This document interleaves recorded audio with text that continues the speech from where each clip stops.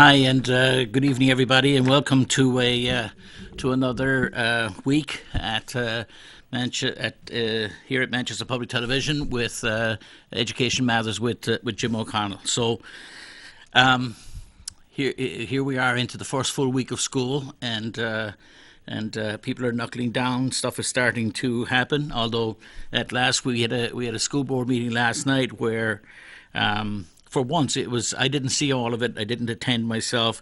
I did watch it on public television, and it seemed to me like it was a more business-like meeting than usual. And so I don't know why that was or whatever, but it looked like they went into private session, non-public session, sometime around 9:30 or something. But I was glad that it wasn't one of those. That I didn't have to stay up until midnight watching the latest rendition. So I want to talk about today. I want to talk about class size a little bit and how it's looking here at the start of the school year. I would like to remind you that if you're watching this on Tuesday afternoon, it is the call-in number is 640-3091, and again, I'd welcome your input. As I've said the last few weeks, I did reach out to existing school board members a few weeks back, maybe now a month ago, and invited them to come on if they wish to, as we prepare for our local elections on November 7th. And of course, we have the primary on September the 19th, which is a week from today. So anybody who is running for office in Manchester who's not an incumbent, or people who are an incumbent who haven't heard from me for some reason, just because you haven't heard from me, please, I've reached out to everybody. I just haven't done it in a very organised way that I'm sure I've hit everybody. But if any of you are listening or watching this and you would like to have the opportunity to come on and talk about education or any other matters, I'd be happy to have you on. We actually have a caller coming in right now. Let's see. Go ahead, caller. You're on air. Yes, I think that you would make a great alderman, because the aldermen we have today, all they want to do is spend money, and they get contracts which we can't afford. So in other words, I think that you would fit in very well with those aldermen. Really? Because you think I'd like to spend? You bet you do. It's about the people's money. In other words, most of the spend. Most of the money that you want, it doesn't go for what they call the children. It goes for the teachers. Mm-hmm. And nothing gets done except that the money goes for the teachers, and they get more richer, and nothing ever happens. I don't think that's correct. I mean, I'd be happy to debate that with you, but I don't think the evidence shows that that's correct. You know, in the last budget, you know that $2 million extra was found for the school district, okay, above the 165, so it ended up being 167, and that $2 million was earmarked to do particular things. And I think it's important for people in the city to know that the $2 million was spent in the manner in which it was described. So we did retain our two SRO officers in the middle schools, and we got additional reading teachers in the middle schools. We got additional elementary teachers.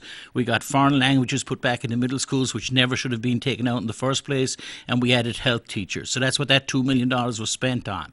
So I just challenge you to sort of support what you're saying, that, you know, when money is given, that it's sort of, I don't know how you described it. It goes to teachers and is not spent on what it should be spent on. So in other words, you think that all the money, it goes to the teachers. In other words, it doesn't really go to the kids. In other words, also, let me ask you a question. Yeah. All those people that left West High School and other ones, remember when Bedford left and other schools they left? And yeah. You remember that a few years ago that we lost all those people? So we lost Bedford, and that was a big one out of West. How come is it that we still have as many teachers? In other words, it doesn't make sense. We lost all those students, and yet we have just as many teachers. It doesn't make sense. That's not. So we should have plenty of room. It just doesn't make sense. Something's wrong somewhere. Well, because I'll tell you what's wrong. It's actually very simple. What you said just now is not correct. We have less teachers. You know, we fired 164 teachers 4 or 5 years ago. Now, we did hire back 90 of them, but that's still a net loss of 74. Last year, you know, between retirements and Between retirements and non-renewals, etc., we lost 28. The net loss this current summer, the number's not in yet, but the net loss of teachers in Manchester is between 11 and 14. So, between the 1st of June and the 1st of September this year, there are either something between 11 and 14 less teachers in the schools. So it's not true to say that we haven't lost teachers. We have. And if you go to the state website and look at the number of teachers in Manchester and the number of students, you'll find that Manchester has the lowest number of teachers per student of any town in the state of New Hampshire. So we have far fewer teachers than every other town has per student. Yeah, okay, but we think about this contract. Tell me the truth now. Do you think that they got an exorbitant raise? It doesn't make sense. They got an exorbitant raise. I don't believe so. You know what the starting the average. Don't go telling me that teachers don't make much money. Well, I just tell you what they make if you want to know. The average salary for a teacher in Manchester is $58,000. That's the average. And the lowest, they start at 35 or 36 now under the new contract, but I think it's 35. Don't hold me, if I'm off by 1,000, I'm sorry, but I don't have the exact number in front of me. But a starting teacher with a degree coming into our school starts off at 35 or 36,000, and they max out at 77 is the max. That's the highest paid teacher in the school district. They start out with 35,000, but it won't take too long with that Yager Decker, with all those other things, with all the raises they get. It doesn't take too long before they get $60,000. Right. No, I'm trying to be very honest with you. 1,500 teachers out of the employees of the school district earn below $60,000 in our district. So the average salary is $58,000 for a school teacher in the city of Manchester. There is no Yager Decker on the school side. Yager Decker applies to the city side. So you're incorrect if you talk about Yager Decker on the school side. All right. It takes 14 years in steps to reach your maximum amount. Your maximum over 14 years, you get an increase each year that would eventually get you to your maximum amount. And that maximum amount in the city of Manchester for a teacher, depending on your qualification, etc., the maximum you could possibly get is 77. Well, I mean, I really don't know. In other words, I really don't know about this whole situation about the teachers. Yeah. Evidently, it must be a good job because there's lots and lots of people applying for it. Well, let me just say this. I called in recently to talk to Alderman Levasseur, who I often talk to, and but I asked him to stop repeating something that wasn't true, and to go and check it out. Which was he kept saying. He said, "Well, if these jobs weren't so great, we wouldn't have people would leave." And he's actually he is incorrect. And I asked him to stop saying it because we have people leaving. I'm not talking about people retiring. I'm talking about people leaving our district now every year because they have better pay and conditions elsewhere. And we as citizens, we can't afford that to happen. In the end, let me explain Jim O'Connell's position. I could care less, actually, what the actual salary and benefits for a teacher are, to be very blunt. I don't, as a member of the city, all I want is this. I want our school district to have a good enough compensation package that we can attract good or pretty good teachers into our school district. And then wherever that number comes out, let it come out. But when the union leader did a survey on teacher salaries 4 or 5 years ago, they looked at the top 5 towns population-wise in the state of New Hampshire, and they compared Nashua, Concord, Portsmouth, Rochester, and Manchester. And Manchester had the fourth, was fourth out of those 5 in terms of teacher salaries. So the average teacher salary, for instance, I'll give you an exact number. Last year, the average teacher salary in Manchester was $58,000. The average teacher salary in Concord was $70,000. Well, Manchester is really. There's been a lot of other surveys that Manchester is really doing fantastic. In what? How do you mean? Yeah, there's lots of great things in Manchester. If I didn't think Manchester was a good place to live and be in, I'd get a U-Haul and take my kids and my family elsewhere, right? There's a lot of great things about Manchester. I'm going to end this conversation by telling you this here. Yeah. I think I'm 80 years old, by the way. Actually, 81. Good. I think that in all my years, I think that this superintendent we have is the greatest thing that ever happened to Manchester.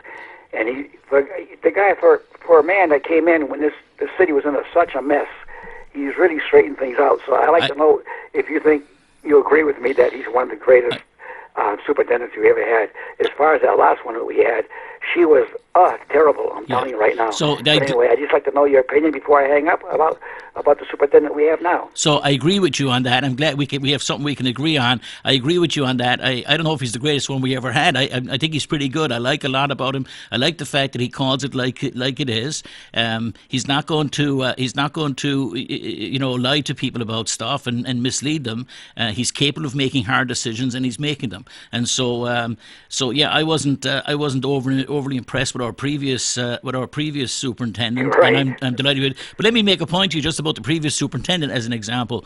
When the previous superintendent was being hired, I was asked by the chairman of the search board and another school board member. I was asked to do two things. First of all, I was asked not to raise contentious points or question her during her public appearance, because they didn't want any negatives going on about the city. And secondly, she asked me, supported by members of the school board, to give her a honeymoon period of a year where I and my friends and people like me would not criticize the school district and allow her time. Well, we did both. But I did make a point to the then head of the search committee for the superintendent. I said to him, I'm going to do this because you asked me and you're a public representative, and I don't want to do anything to damage the city of Manchester. But I don't agree with it, even though I'm going to do it. Because my point to him was, if IBM was hiring a new CEO, would the board really hire the new CEO and not tell him where the problems were and not question him adequately about what he'd do about them? It seems ridiculous to me. And it ended up being ridiculous, and it was always the wrong person. Bringing somebody in here from a school district with 2,000 kids in it, was not the answer for the city of Manchester. And I agree with you, sir. I'm hopeful about our new superintendent. I may not like, he and I, I'm sure there'll be lots of decisions he'll make that I won't like, because I'll want something that he doesn't want to do. But I respect him for his integrity and the fact that he's willing to speak up to the board and tell the board like it is. My biggest objection was to people walking around the city just saying things that aren't true.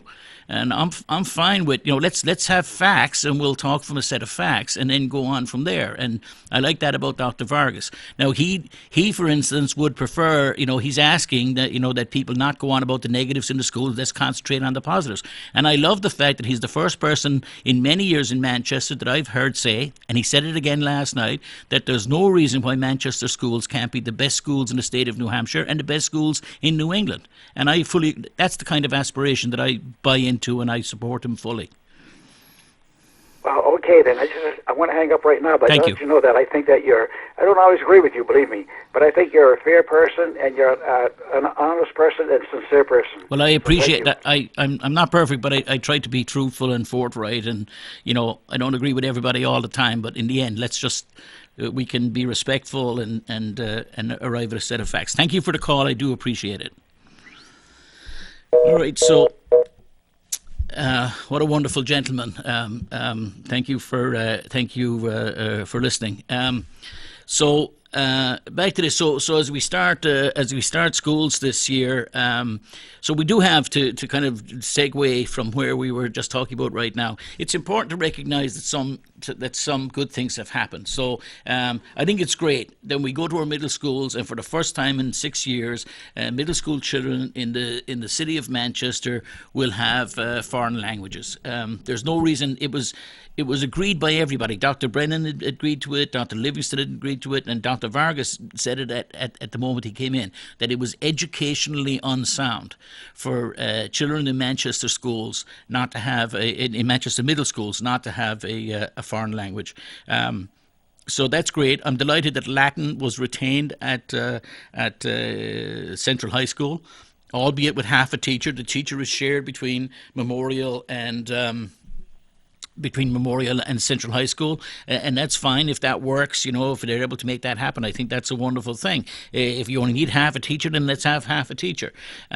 But the fact that we retain them is very important.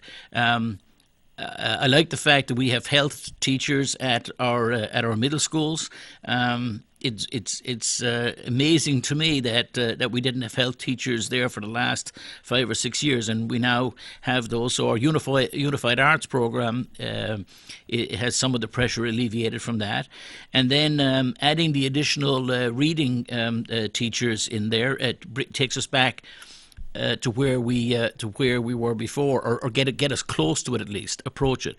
I mean, what needs to be understood by people, for instance, is that at our middle schools 5 or 6 years ago, we eliminated 50%. And this is an important, I know those of you who know it already will probably say, well, why is he repeating it? Well, I'm repeating it for someone like the gentleman who called a minute ago, just so he can look it up if he wishes, or so that he'll understand.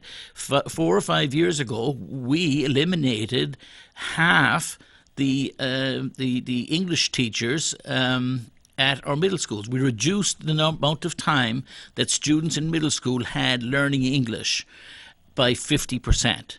And that was as a result. We eliminated half the teachers, and we cut down the amount of time that kids would have learning English and learning to read and learning to write. We cut that down by 50%. And it's important to note that and know it, so that those people who want to say, what about the academic outcomes? Our schools are failing, which they're not.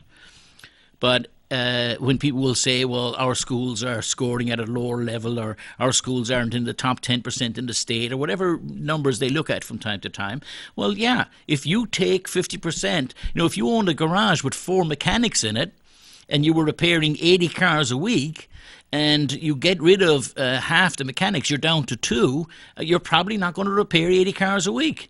And so, shouting at the 2 mechanics who are still there that how come they're only doing 60 cars when the 2 of them are doing 30 each, and the other garages up and down the street have got 4 mechanics doing 80, they're doing 20 each. But you want to complain about the 2 mechanics you have, and how come you guys are only doing 30?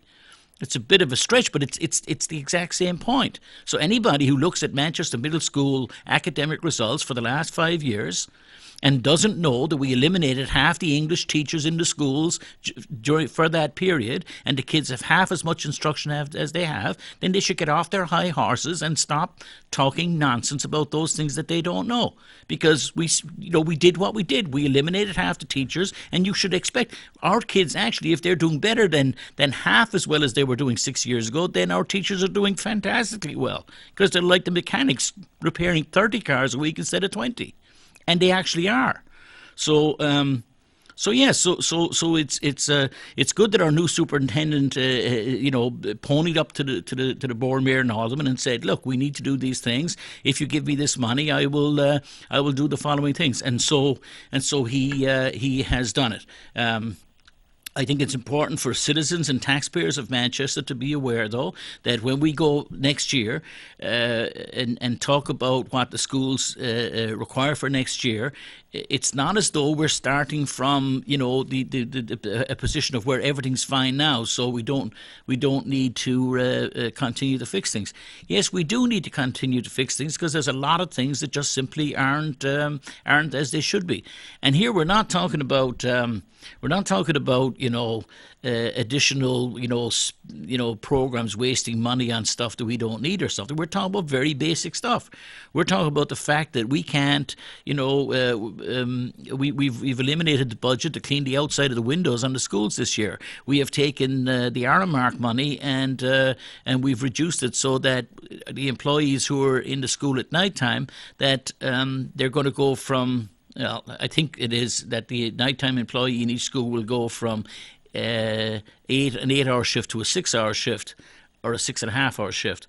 But in any case, it is going to affect employees of the, well, in this case, Aramark, the contractor for the city, and some of those employees are going to say no thanks, because they probably need 8 hours a day work. That's what they always did, and all of a sudden they're being given 6.5 hours at work, and they're paid hourly, so their salaries, their pay is going to go down. And well, that's what we needed to do this year in order to bring our budget in at the level we wanted to bring it in, and we continue to do numerous other things. As I made the point to a school board member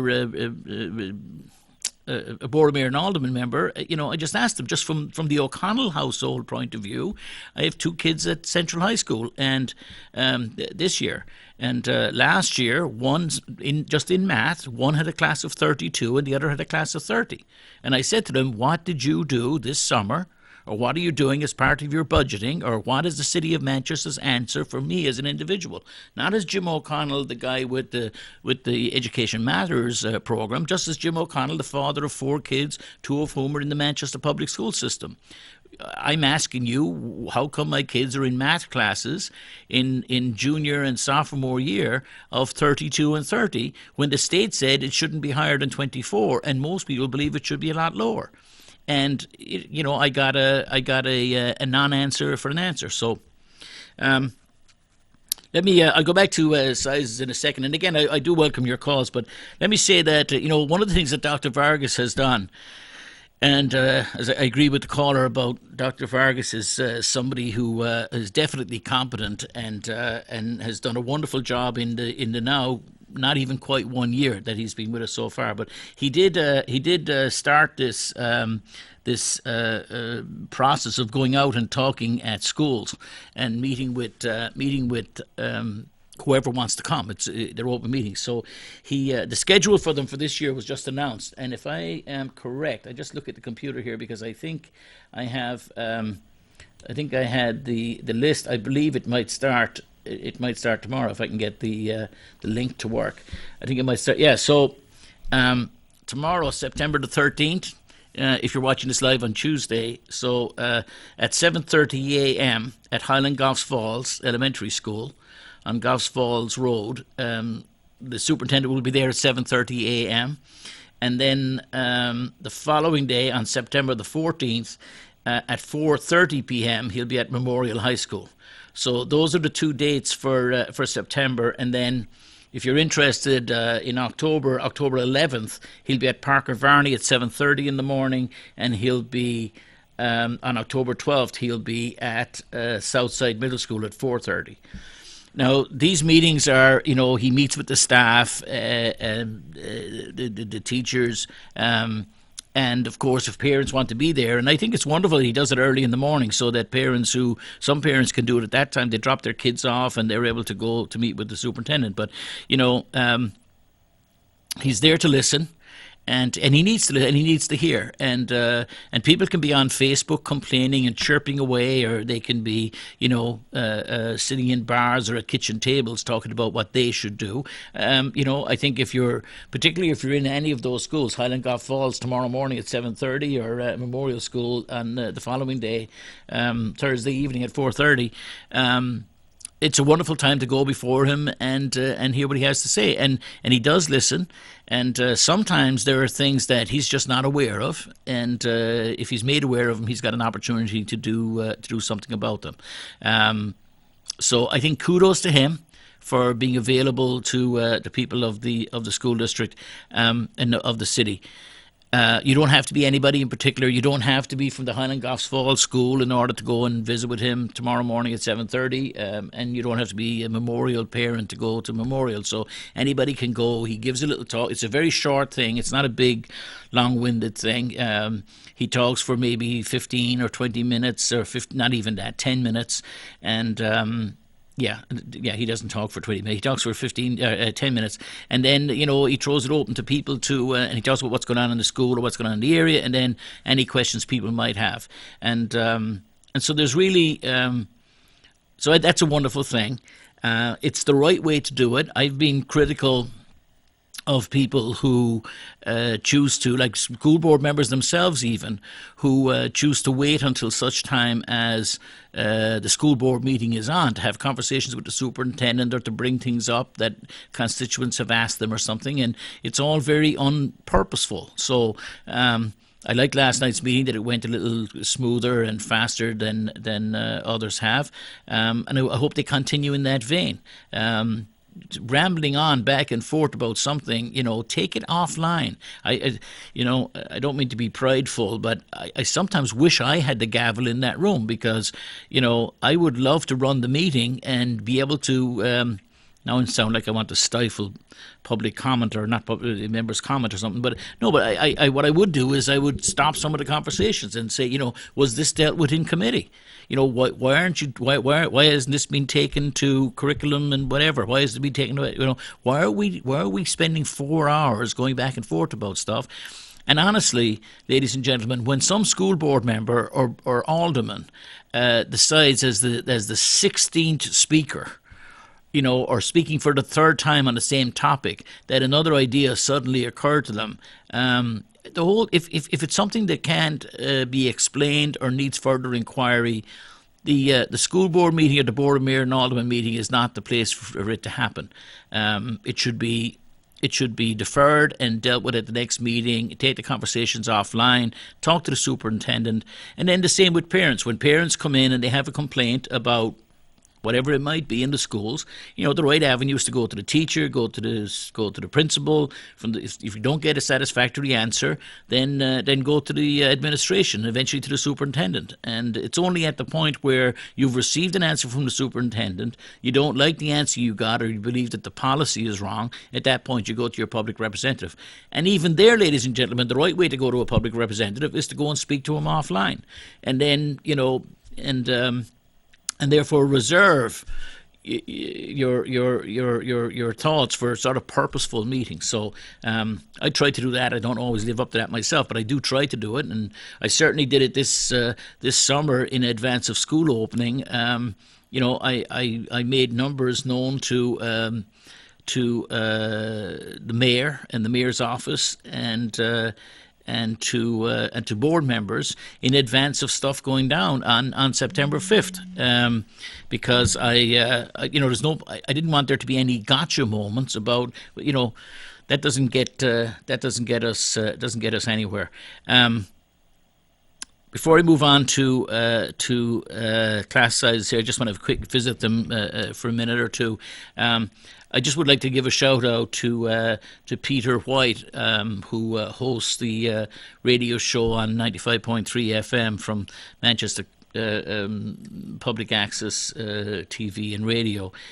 His grand passed away. I saw it on social media, and so my condolences to him as somebody who puts a lot of effort into public access, and so I'd just like to give him that shout out, and also to my friend Leslie Want, who's on the school board, who's indisposed for a minute. I noticed that she wasn't at the school board meeting last night, and I hope she feels better soon, and that things are good for her. So.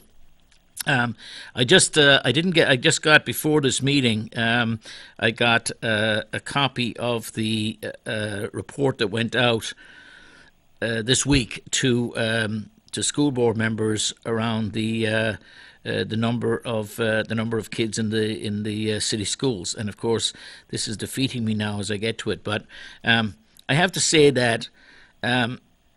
It is important to note that we did add teachers to the elementary school level, and that has made a difference. And even though there are still large class sizes, we have seen a real effect in some of our elementary schools. And I think that's compliments to Dr. Vargas for that, and for all the staff and for people making that happen, and to the aldermen, especially those who ponied up and actually supported it. And I'd like to challenge my friends on the board, mayor and alderman, or on the school board, who voted against this at budget time. It's not easy. The last gentleman was saying that I'd make a wonderful alderman because I'd vote for more money, and I appreciate his point of view. I don't agree with it, but it's not easy. To stand up and take these votes, but if you know that something's wrong, then you're morally required to do something about it. And then explain to people why you had to take that vote. So I do appreciate the fact that we, even though we eliminated some programs and we eliminated some people, we did manage to put back our foreign languages. We hired 4 people to do that, and we also the people who went back into the elementary schools. But I'm just going to read for you the schools in Manchester and where they are. And this was as of September 7th. So school started on the 5th, Tuesday, Wednesday, Thursday the 7th. It's important to note that these numbers are likely to change. I think they're going to take a snapshot on October 1st. I've said before that in the schools of Manchester that it's a snapshot in time at any given time about where the school numbers are, because on any given day people show up, people leave. We have a transient population in some of our schools, a very transient population in some of our schools, and so the numbers move around. So it's unlikely that we have perfectly good numbers as of the third day of school, but this is where they are, and I'll read them to you shortly. The second thing is what I found annoying and just frustrating, actually. Was in the advent of the budget last year, in this sort of April time frame. I saw it and was given the numbers for the elementary schools in Manchester about how many kids there were in each grade. And the report is issued. It's the same format as I have here. It's available to everybody. All school board members have it, and I'm sure it's available easily from the Manchester school administration if requested. And so the numbers are clear. And so I found it frustrating when, after reading the numbers, I was accused of cherry picking the numbers. And I just found that because it wasn't so. I didn't cherry pick the numbers. Now, except in this regard, that we have 22 schools, and I'm just going to go through the elementary schools here. And in the elementary schools, of course, we've got kindergarten, we've got first grade through fifth, and so there are a lot of classes and a lot of numbers. And I do skip over the ones that are more reasonable, and I am highlighting the ones that are just too high. And that's my intent. That's what I'm trying to do. I'm not representing that every class is at those numbers. I'm talking about in each of your schools, wherever you are in this city.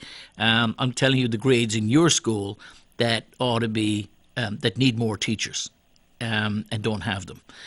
The good news is there aren't as many as there was back in April. But let's not have people lying about it after we do this, that the numbers are somehow different from what we see here. So it's done alphabetically.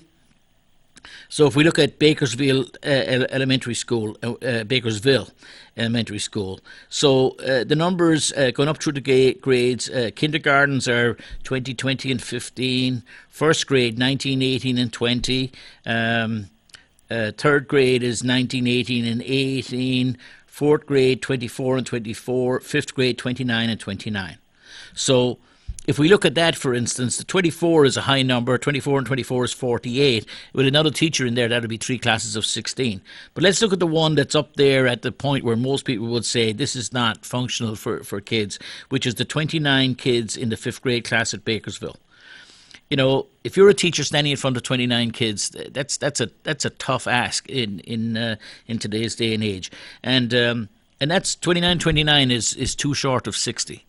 So if we put a third teacher, if we added a teacher to the 5th grade at Bakersville, we'd have 19, 19, and 20 in 3 5th grade classes instead of 2 of 29.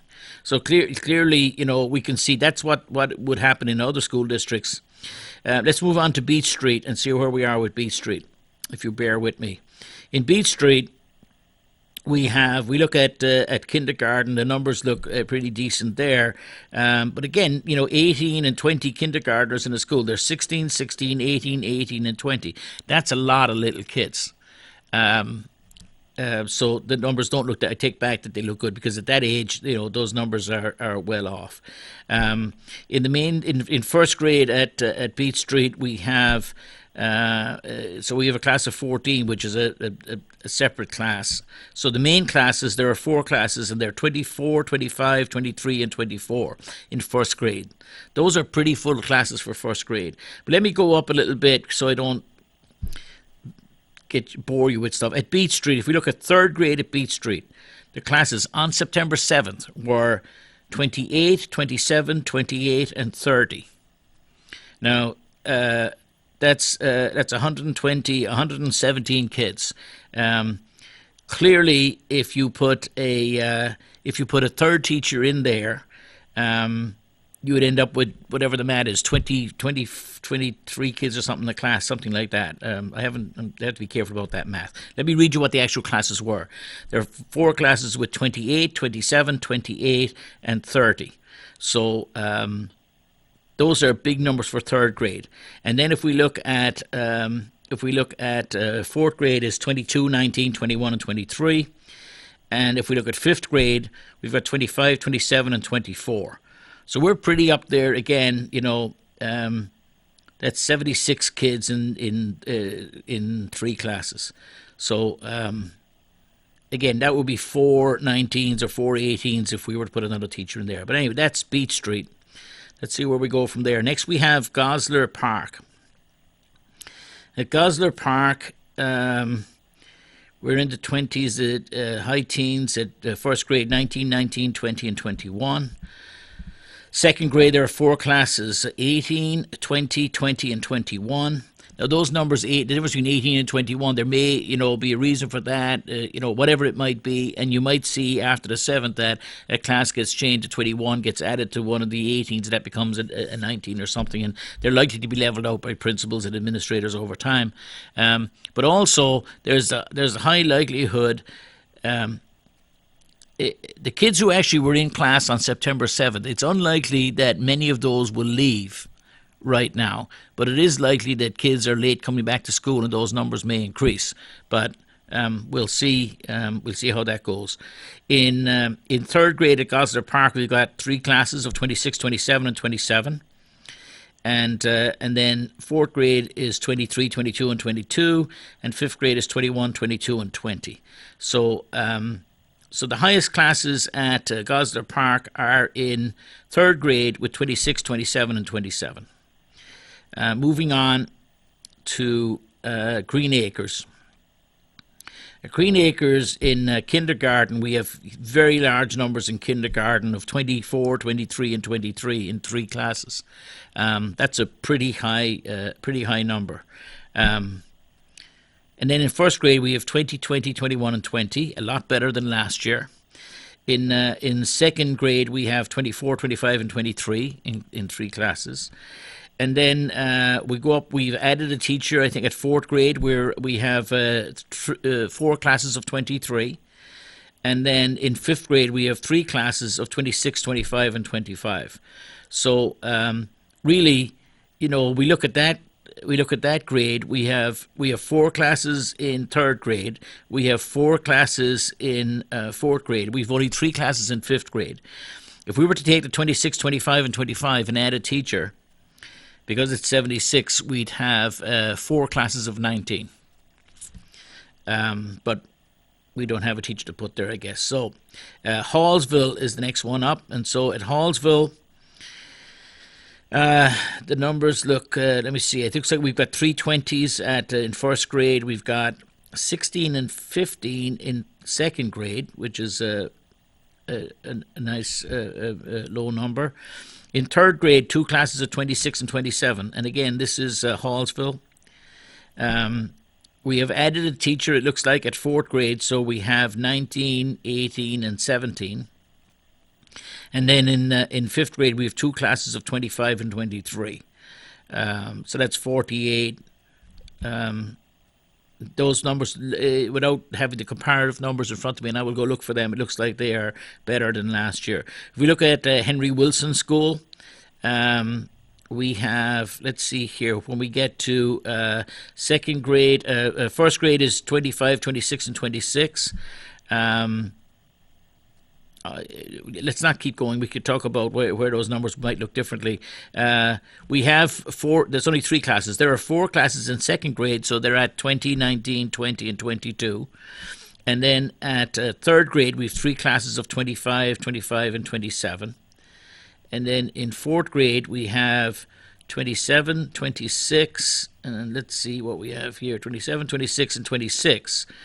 So we have 79 kids in 3 classes in fourth grade, which again, with the addition of a teacher, would become 4 20s, or a 19 and 3 20s. And then in fifth grade, we've got a 23, 25, 24, and 26. Before I go further into this list, I'd like you to notice that when I did this exercise in April, every school in the district except for one had classes of 29 and 30 in at least one grade. And as we go through these here, sort of unscientifically, in the sense that I haven't gone back over them now, but as I look at them, we're looking at, other than the couple at the start, we're looking at classes in the 25, 26, 26 group and on the high end.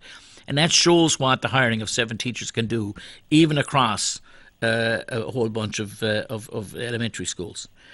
If we go to Highland Goss Falls, we have 3 grades of in first grade, 3 in second grade, 3 in third grade, and then we have 4 in fourth grade and 3 in fifth grade.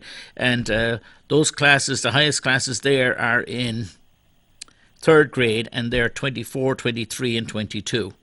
So 323 is a 66, so that would give us, if we added one there, we'd have 4 classes of 16. But I think 24, 23, and 22 is an awful lot better than where we were last year. And again, this is Highland Goss Falls, and in fifth grade we've got 23, 19, and 21.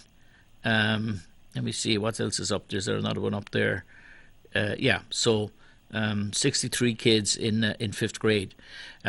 Moving on from there, if we go to Jewett Street School, at Jewett Street School in kindergarten we got 2 classes of 24 and 25.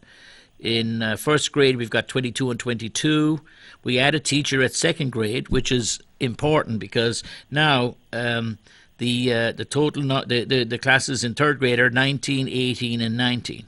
Now, if we were to compare that to last year, for instance, so we've got 56 kids in third grade, and last year that would have been 228s. And so by adding the teacher, we've got 19, 18, and 19, and that becomes very important when we're talking about second grade because these are really important early learning years, and kids are set up for success based on those years. Sticking with Jewett Street School, we have 3 classes also at fourth grade, and those are 23, 24, and 22. And then we get to the next grade up, fourth grade, and at fourth grade we have 2 classes of 29 and 26. And then we get to fifth grade, we have 2 classes of 31 and 30 at Jewett Street. So Jewett Street parents, there's a place where something should change, and hopefully we get it done over time. But this is where we are. This year. So when you get 30 and 31, that's 61 kids, and the answer should be really 20, 20, and 21. Add a teacher. Of course, we don't have that teacher to add, so that's disappointing to see.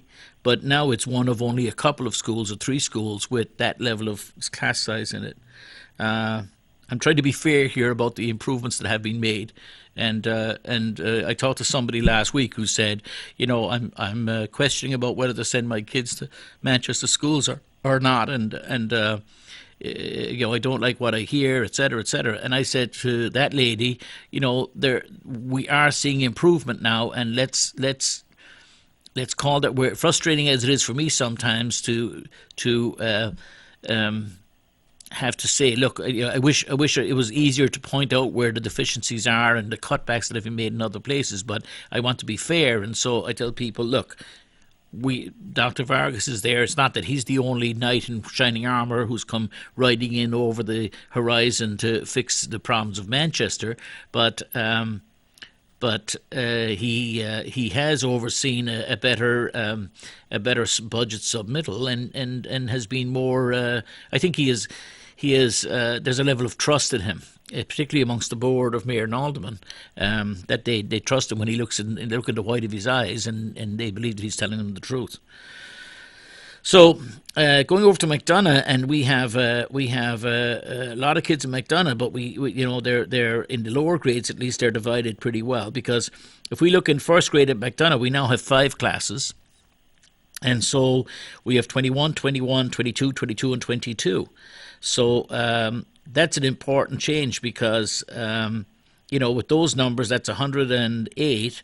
And when we had those divided by 4 instead of 5, then, we had 27 kids a class. So that's an improvement there. But what happens at McDonough is when we get to third, fourth, and fifth grade, let me see, it's gone to another page here. When we get to third, fourth, and fifth grade, we have 91, 96, and 105 kids. And so the problem with that is now we end up at McDonough with, in fourth grade, 3 classes of 29, 27, and 27. In fourth grade, we have 30, 31, and 29. That's 3 classes of 30. That's that classic 3 threes are 9, right? 90. And, if you add a teacher in there, you'd have 22, 22, 23, and 23 in 4 classes instead of 30, 31, and 29. And then we get to fifth grade at McDonough, and we have 25, 25, and where's the other one? 25, 25, 27, and 25 in the fifth grade. So McDonough is another one now. Besides the Jewett Street School, McDonough jumps off there as having classes in the 30, 31, and 29, at least as of the 7th. Again, going to Northwest Elementary School. At Northwest, we go to first grade, and we have 5 classes. Obviously, a busy school with a lot of kids in it here. We have 25, 25, 25, 23, and 24. Those are pretty big first grade classes, ladies and gentlemen. Just because they're not 30 doesn't mean that, if you have 25 first graders sitting in front of you all day, that's a lot of kids to be dealing with. Again, if we go to the next grade, we have added a teacher at the next grade, so we have 6 classes of 20, 20, 21, 19, 19, and 19. So we'd have the same effect if we were to add in first grade. If we were to add a teacher, we'd have 20, 20, 20, 20, 21, and 21. But instead of that, we've got 25, 25, 25, 23, and 24. So, and then sadly, when you get to third grade at Northwest Elementary, in third grade we've got 29, 26, 27, and 26. Again, 109 kids divided by 4 instead of by 5, because by 5 we'd have 22 kids a class, or 4 21s and 4 22s and a 21. Again, Northwest Elementary School, and you look at the numbers for fourth grade, and you have 28, 29, 29, and 27. So 113 kids in 4 classes. And then fifth grade, 25, 24, 24, and 23. So a little better in fifth grade. But obviously at Northwest, we have an issue there with class size. Moving on from there to Parker Varney. So Parker Varney is a little different in the way that they deal with grades, but as they're broken out here, just reading directly off of here, we have in second grade, we've got 3 classes, 27, 27, and 26. Those are big second grade classes. In third grade, we got 22, 22, and 21. And then if we go to, let me just see, it's gone to the next page again, I'm sorry. So again, this is Parker Varney we're talking about. Fifth grade, we've got 26, 28, and I have to go back to this page, 28, 28, and 26. So we've got 82 kids in 3 classes. And clearly, if we look at the grade before that, we have 79 kids in 4 classes. So they end up being 22 and 19, etc. There's obviously need for a teacher at Parker Varney. Those 3 classes of 28 and 26 are a little high. And then we're coming to the end of this, folks, for anybody still paying attention. Smith Road, which was the only school last year without classes in April, without classes in the 29-30. Now, today in first grade, they've got 19, 19, and 21. Let me go over, skips to another page again. Let me see. So they've got 16, 19 in second grade. In third grade, they've got 25, 26. Those are the highest classes at Smith Road. And then fourth grade is 18, 19, 18, and fifth grade is 20, 19, and 19. And then lastly, second last is Webster. And at Webster in first grade, we've got 22, 19, and 20. In second grade, they've got three classes, 23, 24, and 23. Then in third grade, they've got, we're skipping a page, 25, 25, and 25. Again, in third grade, right? So that's 82 kids in third grade. It'll be an easy 4 20s or 2 21s and a 20. But instead of that, we've got 3 25s. Sadly, for the people in the North End who send their kids to Webster School, fourth grade looks all right at 22, 22, and 24. But if you go to fifth grade at Webster High School, Webster Middle School, Webster Elementary School, just very sad to see 29, 30, and 29. It's not right to be putting kids into classes of 29 and 30 and expecting them to excel. Because what happens, we know, is that the kids with lots of parental support and lots of home, support, etc., and who are already, who've had a wonderful start in life, if they've had a good education in first, second, and third grade, then maybe when you've got 30 kids in your fifth grade class, it's not too detrimental. If you're trying to catch up, if you've been behind a little bit in second or third grade, and now you're in a class of 30 at Webster Elementary School, God help you. So Webster Elementary School. We have in first grade 4 classes, 21, 22, 21, and 22. The next grade we have 3 classes of 23, 24, and 25. The next grade, which is third grade, we have 23. Let me go to the next page. Third grade, 23, 24, and 25. And then we get to fourth grade at Weston. And in fourth grade at Weston, we have 26, 29, and 28. So again, 83 kids in 3 classes, when it should be, at minimum, the 4 classes, which would give you the 21s again. And then if we look at fifth grade at Weston, we have 25, 29, and 26. So, ladies and gentlemen, I don't have sensible numbers for you tonight for our middle schools. Although I do know that there was a problem at middle schools, and I believe it continues. I'm surprised that the numbers given out to the school board members included just the elementary schools, and then the high school numbers are there, but they're not readable. They're just, all it is the total population in the high school in each of the 4 grades. It doesn't say anything, so it's not. I don't want to bore you with it. It doesn't give any good information at this time. But I know our middle schools are challenged right now, and I do know that at some of the schools, and I sent this message on the back end privately 3 weeks ago to the mayor's office, and I haven't heard an answer back yet. And I did ask him for one, but perhaps he's busy on his election campaign.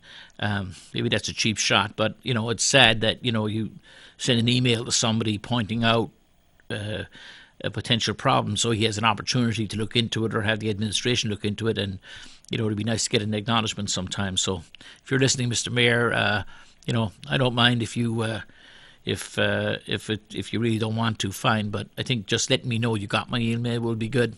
It's not the first time, so I don't take it personally. You should stop going around telling people things like your door is always open and you're always ready to respond. If you're going to respond.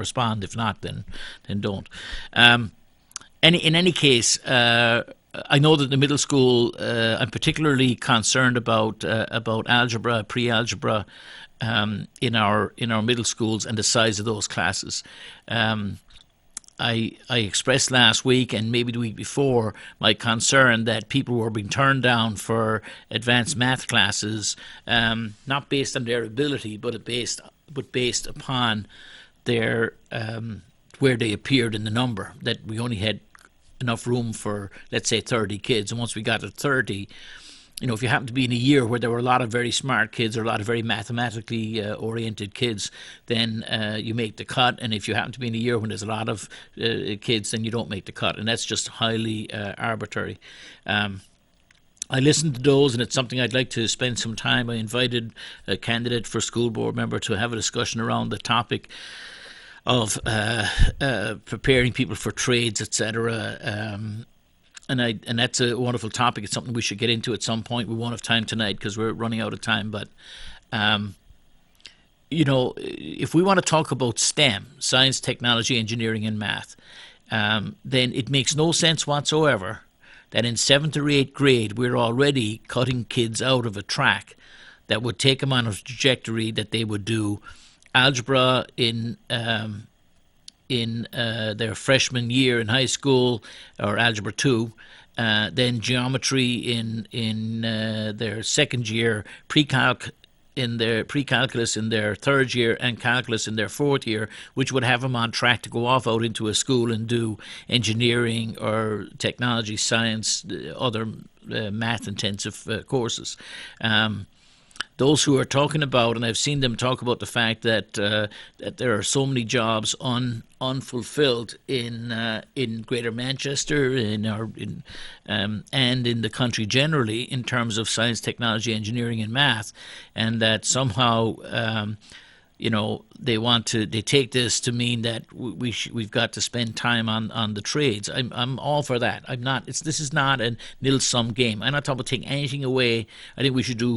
I think there are great jobs to be had in the trades, and there's more work needs to be done there.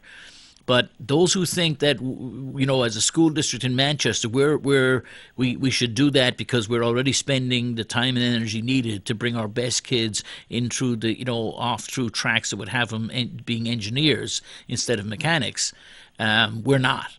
And we're doing that at the middle school level, which really bothers me a lot, because kids who are already being cut out of the system through no fault of their own. They've done the work, they've shown the ability to do it. They in another school district they'd be put into a more advanced math class. We don't have the space in our pre-algebra class to put them into it, and so Johnny comes in, or Mary, at kid number 35, and they don't make the cut. If there were a second math teacher teaching pre-algebra in middle school, then they would be fully there and another 20 or 30 kids with them. And then instead of having 30 kids coming out of Hillside Middle School to go into Central, from that pool you're going to try and get kids, a set of those who are going to end up being scientists or engineers. You'd have, instead of 30, you'd have 60 kids coming out of Hillside Middle School, all prepared to go through the math track that would take them out to be potential engineers, software engineers, mathematicians, etc. So there is a real effect to this stuff, and it's something that we should be conscious of. I've read the numbers for you. They should give us some solace that there is an improvement from last year, which is the first requirement in my mind. I'm very happy that has happened. I hope we can continue to work diligently and then to improve our schools. I'll keep pushing away. I wish you would do the same thing. I thank you for spending time with us tonight. I look forward to seeing you again next week, and we'll do it all again. Remember, September 19th, a week from tonight, is the primary in our city, and if you don't vote, you can't complain. Thank you, ladies and gentlemen. Good night.